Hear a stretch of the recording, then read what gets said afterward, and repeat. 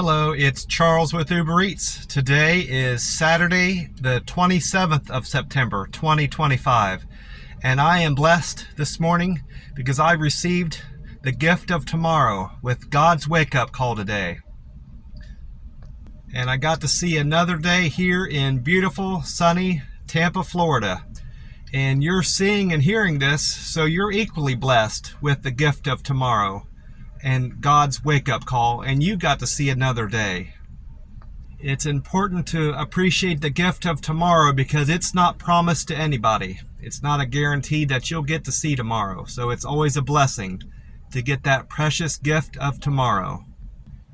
The time right now is 4:06 a.m. and according to Google, the sun will come up. The sun's going to come up at 7:21 a.m. So we've got 3 hours and 15 minutes until the sun comes up here in beautiful, sunny Tampa, Florida. And the sun will set tonight in Tampa at 7:20 p.m. I'm sitting at my favorite spot, my usual spot in the back of the McDonald's parking lot. And it wasn't crowded when I first got here, at least this back row, back part of the parking lot, but I've got some company. Of course, the white SUV is there like normal, but now I've got cars parked, several cars parked to my right. So I'm going to do my best to not get distracted by them from the noise, and there's nowhere else to park in this parking lot. I would have to leave at this point if I decided to not park here and maybe park at the Circle K. I may end up doing that. We'll have to see if they get too noisy. I've already got my free cup of ice, of course, in my Thornton's cup, and it started to melt already. And then I stopped at the Circle K that's across from my camper, and I've still got that BJ's Restaurant Brewhouse cup that the nice hostess at that restaurant gave me Thursday. It was my last delivery on Thursday. I had to wait on ribs to get made for my customer, and she offered me a free soda, and I said I'd take a diet Dr. Pepper with a lot of ice in it, and she obliged. And I've got this is my last can, so after today I need to replenish this. This is the Peach Tea Monster Rehab. I'm going to go ahead and pour that in my cup. And I need to remember when I buy more, I want to get a green tea this time. Maybe I'll get a green tea, another one of these peach, and then the tea and lemonade this time around. And skip the wild berry. The ice melted down so far I was able to get the whole can of Monster in there. The thought crossed my mind to buy those 3 cans in the Circle K next door, but I thought better of that. Looking at my Google scores, nothing had changed but one thing on my Google page, my local guide 7, where I check those metrics. So I need to make sure I visit a different gas station convenience store today to buy my 3 cans. And do a Google review, and that'll give me an opportunity to get some more pictures uploaded and do another review, give them 5-star, whatever stars they earn for the visit, and that'll at least be one review that I get in today, because I didn't do any at all. I didn't have the opportunity or the need to really do that. I already had my Powerball ticket for tonight's drawing, and I already had a scratch-off ticket, so that would have been a reason to go to a convenience store and do another review. But I wasn't really near a gas station. I didn't need to buy gas, so I didn't really have the need to go into a gas station just organically. So if that makes sense. Well, I didn't sleep all that well last night on account of my having to sleep in the main house. I got a text message. I wasn't aware that I received a text message because my phone is set up in such a way that it doesn't beep anymore. When I used to work, I worked in the warehouse up in Oklahoma City, and we would get in trouble if we got caught with our phone in our pocket. So I had to turned off my ringer on my phone. Any notifications, I set it so I wouldn't hear it. Since leaving Oklahoma City, I've made it so my phone will ring now, but I haven't changed any other settings, so I don't know when I'm getting a text message. Well, I say all that to say, get to the point. My landlord texted me, letting me know that he needed me to move into the house for a short period of time because this guy is coming down from Maine. And apparently he stayed with our landlord here in Florida before, and he prefers the camper. He's adverse to staying in the house just like me. And my landlord naturally is more inclined to make accommodations for this guy that he knows better than he knows Charles. So I don't necessarily have a problem staying in the house, and I was agreeable to that. You know, I didn't put up a fight with it. This guy, I'm new living here down in Florida, and I'm still building a reputation and understanding with this landlord, and I need to be agreeable with him. My rent is fairly cheap compared to other places here in Tampa, so I've got it good here in Tampa, and I don't want to screw things up. I don't want to rock the boat. So I went ahead and pulled my stuff out of that bedroom in the camper and moved it into this room that was available in the house. And with the understanding with my landlord, he understands that this is just temporary. It's just for a few weeks while this guy is visiting Florida, and then he's going to go. I don't know where he's going to go. I'm assuming he's going to go back up to Maine, wherever his house is up there. Or maybe he's going to go on somewhere else. But after 3 or 4 weeks, I'll be moving back into my camper. But I didn't sleep well in that room at all. For one thing, it's hot. It's hotter in there. It's not. It's central air. There's no window air conditioner like I've got in my camper. And I don't know how to work the TV, so I wasn't able to watch my news like I like to watch in the evening. So I just fooled around on YouTube on my phone. And there's no switches on the wall in there. So the only way I have to turn on my light is I have to get up on my bed. I don't have to stand up on there, but I have to get up on my bed and pull this switch down from a ceiling fan that will turn the light off and on. So I don't care for my sleeping arrangements that I've got right now, but I'll have to make do until it's time for me to move back into the camper. If I can find a bright side to this, it's that I don't have to walk so far to go to the restroom when I have to go in the middle of the night. I don't have to worry about bringing my spotlight with me or coming across some creature out in the yard that I'm not prepared for. While I'm thinking of that, when I went out this morning to leave for the day to get into my car, I disturbed something again this morning that was under the camper. It wasn't a cat. I'm familiar with how cats sound when they get startled. It wasn't a snake. You don't generally hear snakes moving in the grass. This is something that was lumbering.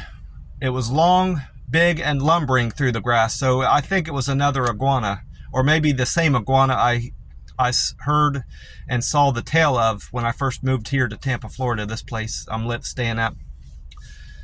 So of course I was prepared to hear it. You know, I knew I would probably hear something when I first come out to the camper, but it always startles me nonetheless. My understanding of iguanas, they don't bite you and they don't attack you. They want to get away from you if you're coming near them. So I'm not necessarily scared of it. It's just I'm never prepared to hear the grass getting moved around by such a large thing. It always startles me in the morning, I guess. I had to get back in there to get my extension cord. I had left it in there, and fortunately he wasn't sleeping. He was doing something in his camper, the guy from Maine. Which, come to think of it, I don't know why he needs to have a room anyway, because he's got a big it's either a big Dodge truck or Ford, and he's got a huge camper over the bed. You know, it's the type of camper that goes up over the hood of over the cab of your truck, so that's where you sleep. He's got a huge camper. I don't know why he even needs to rent a room down here in Florida, but he did nonetheless. I did check gas prices at the Circle K up here by my McDonald's. Those cars have all left. Fortunately, that's good news. The gas at the Circle K by my McDonald's up here is down again. Yesterday, gas was at $2.89. This morning it's down to $2.84, so it dropped 5 cents from yesterday. And according to Gas Buddy, the Florida state average of gas is now at $2.93. So this Circle K that I like to buy gas at is beating the Florida state average by 9 cents. And according to the AAA.com website, the USA average of gas is $3.14. So this Circle K is beating it by 30 cents. That's a huge gap there. I don't think I've ever seen there's not been a gap like that from the national average to this Circle K that big before. 30-cent gap. That's a big difference. I also checked the internet, Google. I checked for the weather report for Tampa this morning, and according to Google, we can expect a high temperature of 86 degrees and 40% chance of rain from 12 p.m. to 6 p.m. this evening. That's the coolest it's been since I've been here. That's the coolest high temperature I've seen since moving to Tampa. So it's definitely cooling down. I didn't check tomorrow's forecast, mostly because I didn't have access to that TV. I don't know how to operate this TV in this room I'm staying in now, but I did check another resource for the weather report. I looked on YouTube. I found this YouTube channel called 10 Tampa, and according to their weather report, we can expect a high temperature of 87 degrees. So they were reporting 1 degree higher, and their chance of rain forecast was different. They were saying we had a 50% chance of rain today in Tampa, and from 1 until 7. So their forecast of rain was different also, slightly. While I was watching that forecast from that YouTube channel 10 Tampa, they had a segment on there. It was only like a minute or two video. It was a short video, but they had also had a segment about the hurricanes that are passing by the East Coast of Florida, and it got me interested because they had said a word on there that I had never heard of before related to the hurricanes. Fujiwhara, Fujiwhara effect, Fujiwhara effect, and I didn't know what that was. So I went on this website. I went further to look into that to find out what that was all about, and I found this website called clickorlando.com, and this article on there is called "What's the Latest with Invest 194 and Any Possible Threats to Florida." I found this website just by doing I typed in Google search hurricane near Florida, Fujiwhara, and this is what came up. This is the first top search result pulled up this website. This was published yesterday at 9/26/25 at 5:44 a.m. yesterday, and it says I just wrote down the highlights from the article on there that I found interesting, and it said that Invest L94 has a 90% likelihood to develop into a tropical depression, and that name of that depression would be Imelda. Naturally, that's the next hurricane to be named. And then it also said, related to landfall, model consensus is leaning towards Georgia and Carolinas for landfall, but Florida is not out of the woods yet for potential hurricane Imelda. And then it also had a part on there related to Humberto, and this is where the Fujiwhara came in. That came up in the search results for Fujiwhara. Humberto is not going to make landfall. I already knew that. It could have a Fujiwhara effect on Invest 94L, which is also going to be known as Imelda, by early next week. This effect would mean that the two storms, if they're close enough to each other, would begin to rotate around each other and also influence each other's path.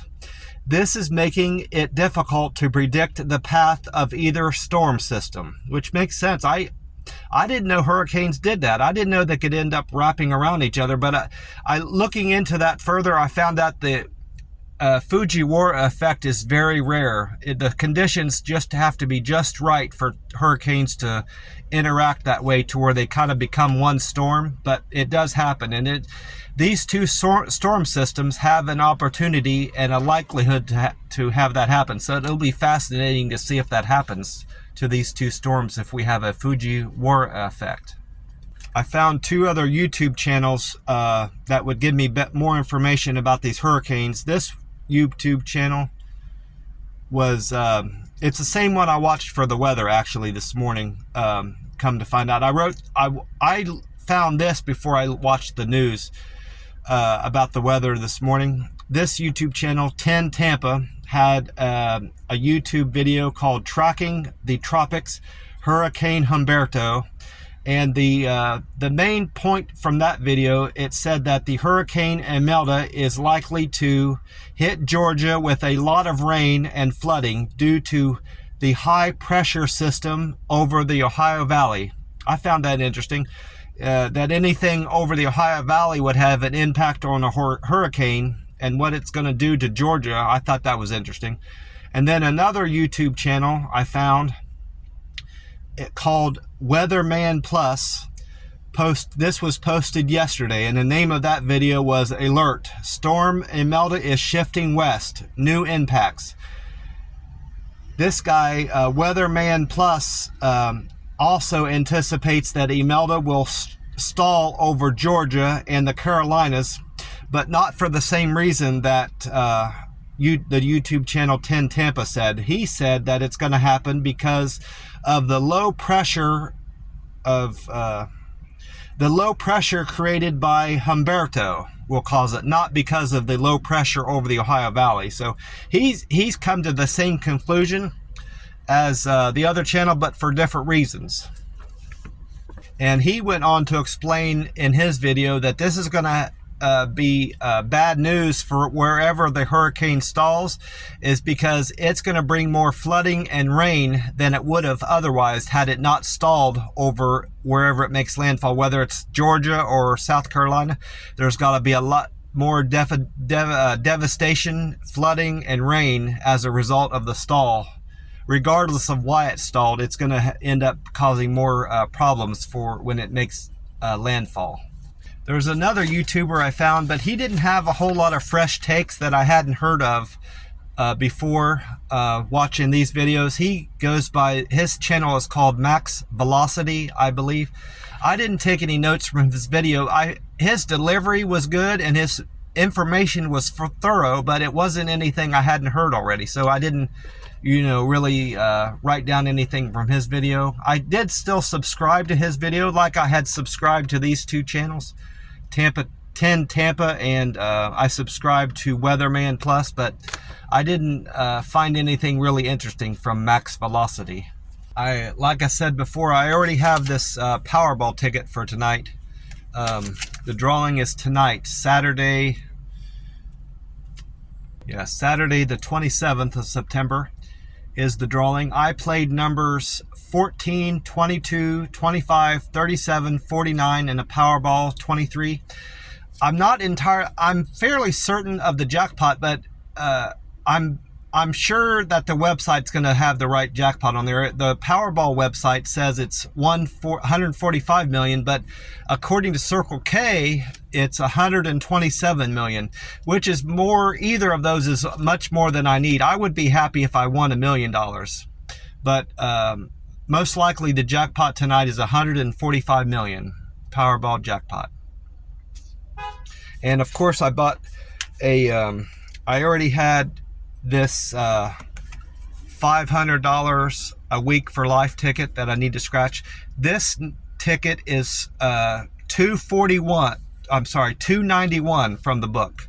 So we're gonna see if 291 is a lucky number from the book. I need to find my lucky wheat penny. I got my lucky wheat penny. I've got my eye out for more. And whenever I get change at the McDonald's or anywhere I get change, I keep my eye out for more of these wheat pennies, but I haven't come across any yet. So the winning number on this ticket is 19. I haven't had that as a winning number yet. I've had 6 a couple times. So I just revealed number 5, so I'm not going to win $10. And the next number is 17, so I'm not going to win $1,000. Dang. 1,000 would have been nice. I'm not going to... That's a number 1, so I'm not going to win $20. And number 6, so I'm not going to win $500 a week for life, 25 years. And number 4, so I'm not going to win $5. That's another dud. According to these tickets are supposed to have an odds of 1 out of 4.83. So now I'm behind because this is my 5th or 6th ticket. So I'm beating the odds of all the losing tickets I've bought so far, in a way of speaking. One thing I forgot to mention about Max Velocity, he did have an interesting take. I didn't make any note of it, but I do remember him saying this about Hurricane Humberto and the potential effect of that Fujiwhara on Humberto. Even though Humberto is a more powerful storm than Imelda is forecasted to be, Imelda is only forecasted to make a Category 2 hurricane. Imelda could have enough effect on the trajectory of Humberto to potentially cause Humberto to not drift as far east as it would have naturally drifted, and it won't necessarily make landfall, but it might cause more rain to hit the United States had it not been impacted by Imelda. So it's going to be interesting the next couple days. This is all going to be come to fruition Monday through Wednesday. We'll find out how this all plays out after Wednesday, and we'll see what result this if we're going to have a Fujiwhara and what landfall takes place. It's going to be interesting to see how all this happens and what happens as a result of these two hurricanes interacting with each other, if they do interact with each other. Well, I think I'm gonna cover my Google results, since that had the least change. Like I said, I didn't do any Google reviews yesterday. I think I'm gonna do 2 Google reviews today, potentially. I'm gonna do one, of course, when I get my Monster drinks at some random gas station here in Tampa, Florida. But when I went to that Dunkin' Donuts that morning, and they didn't know I was even in the store, that was from that day, I noticed when I went past, I pulled into the parking lot, and over to the right in that same little strip mall, there's a halal restaurant in there that I want to check out. So I'm glad I remembered that. I might, if I end up eating there today, when I'm done with my Uber Eats deliveries, if I'm anywhere near that street, that crossroads there, I'm going to go there and eat instead of going to get my hot dog, chips, and drink from the Circle K by my camper. I'm getting kind of tired of that anyway, and they haven't had coleslaw for me to put on my hot dog the last couple days there, so I haven't been really enjoying that hot dog like I normally do. The lady keeps promising me that she'll have have the coleslaw in on the next truck, but they keep forgetting to order it or something. I don't know. In any event, that'll be another opportunity for me to post something on Google, put some more pictures on there, and get more points earned. So anyway, I'm still a local guide 7. I'm going to be a local guide 7 for a while. I've got almost over 7,700 more points to earn to make a local guide 8. So it's going to be a good while before I do that, achieve that. My points, of course, are the same. I've got 7,215 points as a local guide 7. My contributions, $13.91. That's the same from the other day. My reviews are still at 210, and my pictures uploaded is still at 533. The only thing that changed were my picture views that I've loaded on there. I did have 2,229,947 views of all my pictures I've had on the Google Maps. Now I'm at 2,293,421. So I had 63,474 more views just in one day. That's the biggest jump I've seen from one day to the next. Over 63,000 more views in just a day. That's incredible. Now, as far as my Reddit scores, I did have a lot of changes there. For what metrics? It doesn't measure as many metrics as the Uber Eats app does or Google, but there's not as much to talk about in terms of my numbers. But my karma went up. I was at 920, and how you increase your karma is getting upvotes, either with comments. You go on there and you go to your subreddits that you go to frequently, and you make a comment on something that somebody posted on there, or you do your own post, and that will also give you thumbs up, hopefully, and you'll increase your karma. My karma went up 6 more to 926, and I know that's most entirely my karma went up yesterday as a result of a post I put on there recently, not just yesterday, but the last couple days. I haven't mentioned this, but it was something I noticed with the app that has changed. Every day the app at some point will ask you to take a selfie of yourself. And the purpose of that is for you to prove to the Uber Eats app that you're the account holder and you're the one actually doing the deliveries that day. Some people have an Uber Eats account, but they lend it out to a family member or a friend and then they get, I don't know why you would do that, why you wouldn't just get your own account and do Uber Eats yourself. I can think of one circumstance that you would do that. Come to think of it, when I was back in Las Vegas, living in that first place I moved into, there were a lot of, I guess, surly people there, people that had been to prison, recently got out of prison and were addicted to drugs and alcohol. I don't have anything against people that are addicted to drugs and alcohol. I'm an alcoholic. I'm a recovering alcoholic. So I don't want you to get the wrong impression of what I'm about to say, but people in those circumstances take risks and jeopardize their reputation. I've got, I'm sure people think a certain way about me because of my alcohol, how much I used to drink, so I say all that to say that this guy that I roomed with there had a hard time finding work, because of his past with drugs and pills and stuff.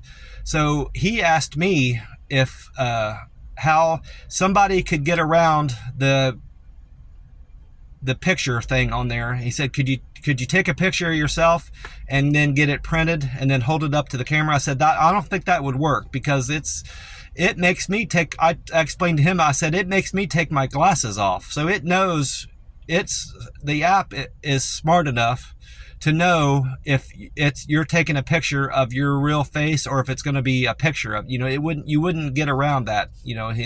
He asked me a couple other questions about the photo thing, how he could get around it. So that's probably why somebody would do that, go to the lengths and trouble of, lending out their phone. If your family member isn't able to find work and can't get an Uber account because of their past, that might be why you would lend your phone out to somebody. But nonetheless, it made me take a picture of myself 3 times yesterday. It's never done that before. Usually it does it once and that's it. You're good for the rest of the day. But I found it remarkable and perplexing why it would do that. And I thought, God, I should do this, make this a Reddit post and see if anybody else had that same thing happen to them. So I took a snapshot of it asking me to take a selfie of myself, and then I posted it on Reddit.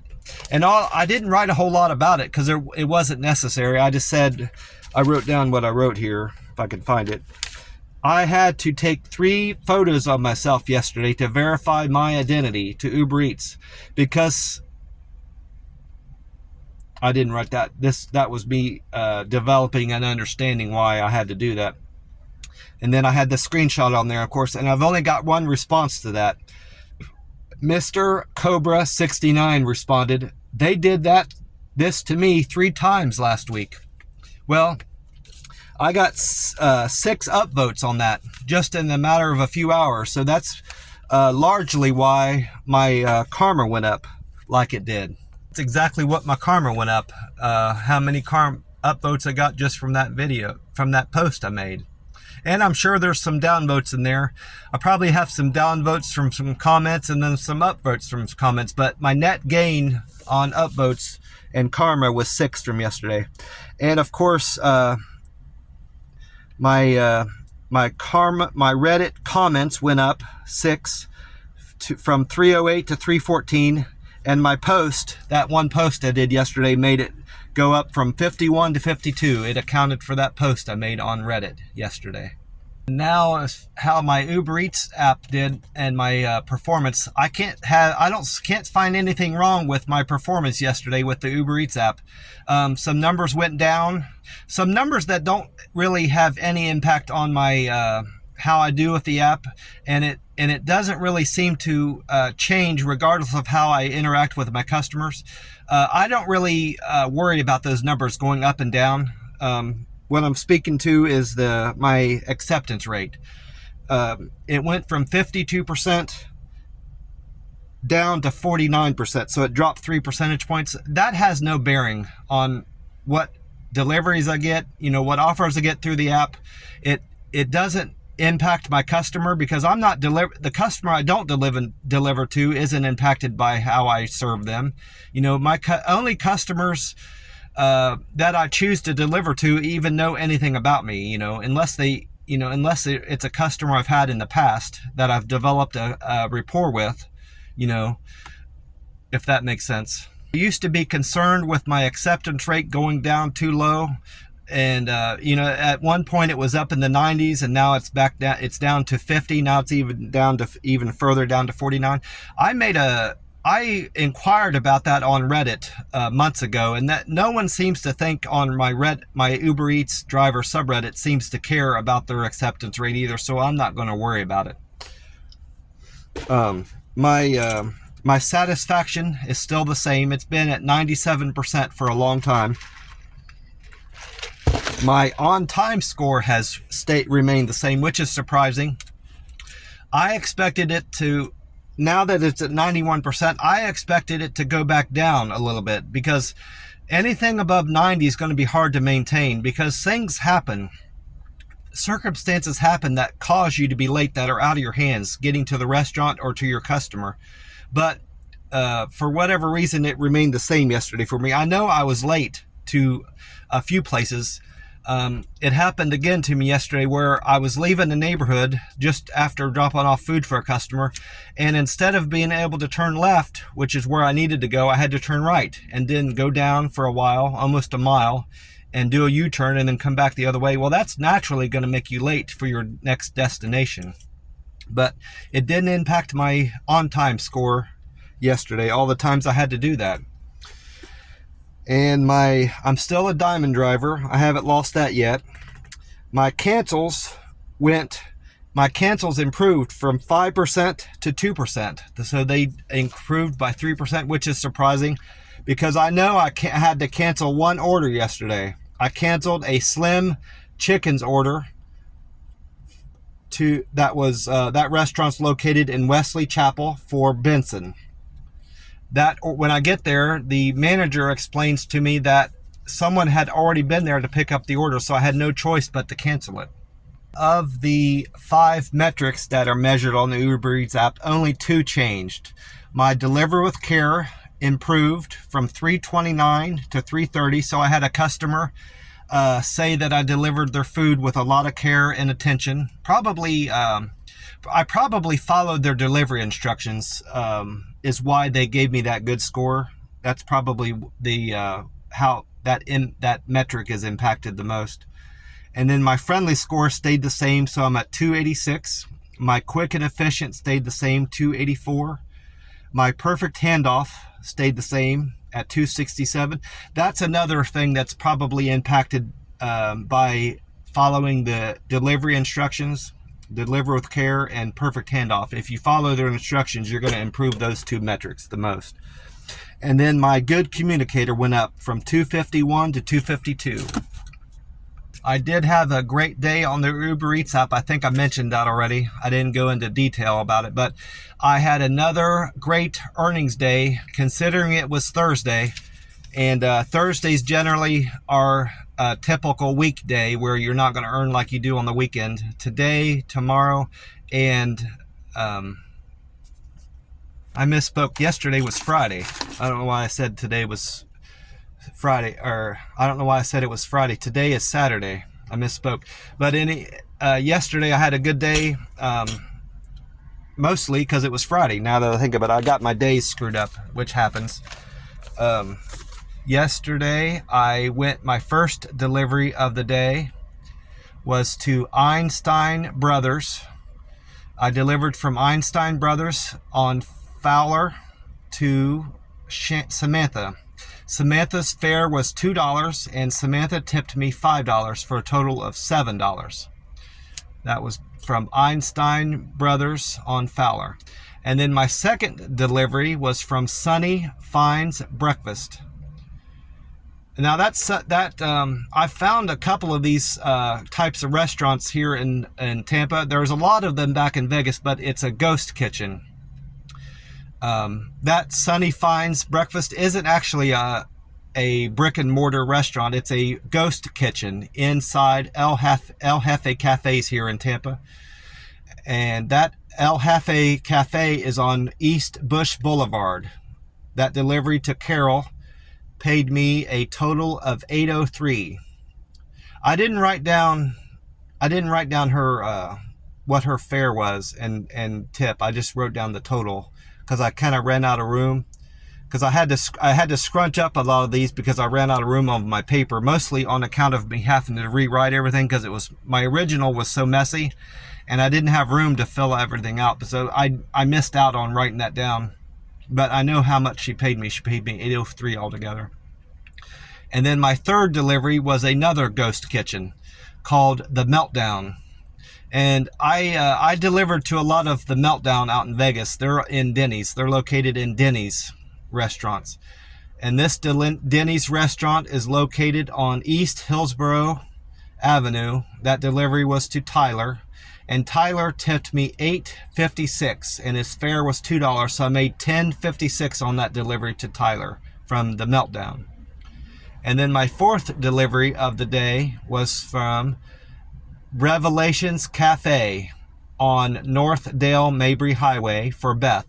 Beth's fare was $2, and Beth tipped me $7.78. That was one of my highest tips, my third highest tip of the day. No, second highest. It was the third. I'm mistaken. Third highest tip of the day for making my total $9.78 I earned on that delivery. And then I went back to Revelations again for my fifth trip. I delivered from Revelations again, same location, North Dale Mabry Highway for Brad. And Brad's fare was $3.31, and Brad tipped me $4.74 for a total of $8.05. And then my sixth delivery was from Cali Burrito on Temple Palms for Eddie. Eddie's fare was $2, and Eddie tipped me $8.02. And on that one, I earned $10.02.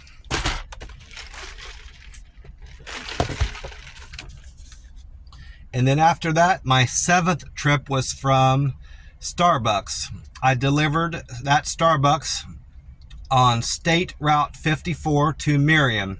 Miriam's fare was $2, and Miriam tipped me $4.99 for a total of $6.99. And then after that, I went on to deliver my eighth trip to McDonald's. On State Route 54, I delivered that to Donna. And Donna tipped me $5.52 on a fare of $2, so I made $7.52 on that delivery from McDonald's. And then my 9th delivery was from Hungry Greek on Bruce B. Downs to Alyssa. Alyssa's fare was $2, and Alyssa tipped me $5.52 for a total of $7.52. And then my 10th delivery was from Macondo Cafe in Wesley Chapel. That's a suburb of Tampa here in Tampa. And that delivery was to Wilma. Wilma's fare was $2, and she tipped me $2.62. That was my least paying trip of the day for a total of $4.62. I generally don't accept, I'm not sure why I accepted that. I don't normally take anything under $5, but I took that one. I'm not sure why. And then my 11th scheduled trip was that one that got canceled, that Slim Chickens. So I wrote down 11 again because that ended up in, I wanted to get 15 trips in, so I just scratched that out and made another 11 number on here, another trip, another 11. And then, so my second 11th trip of the day was from Miller's Ale House to David. And that Miller's Ale House is located on State Route 54. That was my third. I did 4 deliveries off of locations on State Route 54. That was my third time being there on State Route 54. David, his fare was $2.34, and he tipped me $6.64, so I made $8.94 on that trip. And then after that, I went to my 11th trip of the day was from Mellow Mushroom. It was from Mellow Mushroom on Sierra Center. That was for Jan. Jan's fare was $6.51, and Jan tipped me $4.90 for a total of $10.41.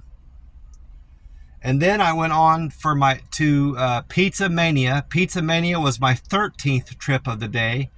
That was located on Bruce B. Downs. I go to Bruce B. Downs a lot over the course of most deliveries here in Tampa. I went to Alyssa. Alyssa tipped me $2. No, she tipped me $9.60 on a fare of $2. I made $11.60 on that trip. And then my 14th delivery was to Chelsea. Chelsea wanted me to deliver Chick-fil-A for her, and that Chick-fil-A was on Curly Road. Chelsea tipped me $5.79 on a fare of $2, so I made $7.79 on that delivery to Chelsea. And then my very last delivery of the day, my 15th delivery, was to Christian. Christian ordered food from Jersey Mike's on State Route 54, where that was my fourth delivery from State Route 54. Christian's fare was $2, and he tipped me $10. And I believe that was my biggest tip of the day. Yeah, $10 was the most tip I made all day. My next biggest was that trip I made from Pizza Mania. So I made $12 on account of Christian tipping me $10. That was my last trip of the day.